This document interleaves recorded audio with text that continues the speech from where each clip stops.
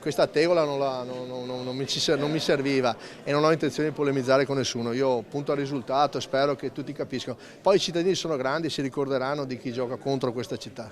In comune ci si dice fiduciosi, ma il progetto del Bosco dello Sport di Tessera è entrato in una fase di stallo che la Commissione europea scioglierà solo tra un mese, rispondendo ad una domanda che divide le opinioni tra favorevoli e contrari. Queste decine di ettari di terreno corrispondono alle caratteristiche richieste dall'Unione Europea per accedere ai finanziamenti PNRR per il recupero di aree degradate? È un'area che non è ad attività agricola come qualcuno dice, è un'area che comunque di fatto diventerà un'area edificabile, dove oggi da piano regolatore il valore dell'area è previsto un mega centro commerciale, sono previsti alberghi, direzionale.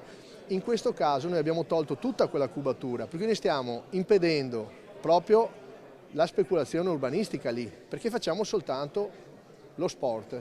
Oltre alla costruzione di stadio e palazzetto dello sport a Tessera, i dubbi di Bruxelles sull'uso di finanziamenti del PNRR in Italia riguardano il restauro dello stadio Artemio Franchi di Firenze. A Venezia la realizzazione del Bosco dello Sport è un'operazione da 308 milioni di euro, di cui 93,5 da fondi del PNRR, il resto a carico del comune. C'è un partito del no, che è legittimo, siamo in democrazia, ha tutti i diritti di dirlo. Alcune cose non sono per niente vere, per cui andremo a spiegare meglio in Europa cosa sono le cose, perché poi però gli assi che ci sono tra alcuni personaggi qua di Venezia e quello che succede in Europa sono evidenti, l'abbiamo già visto in altri casi, col Mose, con le navi, con le bonifiche, cioè sono movimenti attivi da sempre, c'è chi si legava sugli alberi perché non si facessero le potature.